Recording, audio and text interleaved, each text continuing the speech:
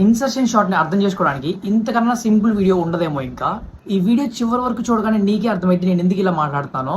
And ఈ లోపు నువ్వు date and comments notes send చేస్తా. ఈ స్క్రీన్ పైన కనిపించే కార్డ్స్ ని అసెండింగ్ ఆర్డర్ లో పెడితే చాలు నీకు ఇన్సర్షన్ షార్ట్ అర్థమైపోయినట్టే. చాలా సింపుల్ గా ఉంది కదా, అసలు అది ఇప్పుడే స్టార్ట్ అయింది. ఎందుకంటే ఈ అసెండింగ్ ఆర్డర్ లో పెట్టే దాంట్లో మనం కొన్ని రూల్స్ ఫాలో అవ్వాలి. ఫస్ట్ వచ్చేసి ఫస్ట్ ఎలిమెంట్ ఎప్పుడైనా షార్ట్ అయింది అనుకో, దాని తర్వాత సెకండ్ ఎలిమెంట్ ని ఫస్ట్ ఎలిమెంట్ తో కంపేర్ చేయి. ఒకవేళ చిన్నదనుకో తీసుకెళ్లి ముందు పెట్టు, అదే పెద్దనుకో ఉన్న ప్లేస్ లోనే ఉంచేసేయి.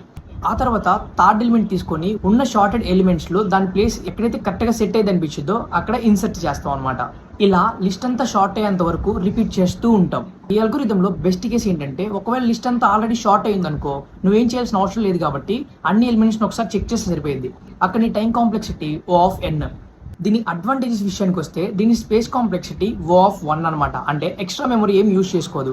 అండ్ దాంతోపాటు చిన్న చిన్న లిస్ట్ని చాలా ఫాస్ట్గా షార్ట్ చేస్తుంది. అదే డిసడ్వాంటేజ్కి వస్తే పెద్ద లిస్ట్ని షార్ట్ చేయడం చాలా కష్టం దీనికి. కానీ ఇక్కడ నీకు ఒక డౌట్ రావచ్చు, ఏంటంటే అంత ఎఫెక్టివ్ కానప్పుడు ఈ అల్గోరిథం ఎందుకు యూజ్ చేయాలి, క్విక్ షార్ట్ ఇలాంటి యూజ్ చేసుకోవచ్చు కదా అని. కానీ దీన్ని యూజ్ చేయడానికి ఒక పవర్ఫుల్ సీక్రెట్ ఉంది. అదేంటో చెప్తాను, రీల్ సేవ్ చేసుకోండి. ఫర్ ఎగ్జాంపుల్ పైథాన్ జావాలో వాడే టిమ్ షార్ట్లో ఇది ఒక మెయిన్ ఇంపాక్ట్ చేస్తుంది. ఏంటంటే టిమ్ షార్ట్ ఒక పెద్ద లిస్ట్ని మల్టిపుల్ చిన్న చిన్న లిస్టులా బ్రేక్ చేస్తుంది అనమాట. సో ఈ బ్రేక్ చేసిన మల్టిపుల్ చిన్న చిన్న లిస్టులు ఈ ఇన్సర్షన్ షార్ట్ని యూజ్ చేసుకొని షార్ట్ అవుతాయి.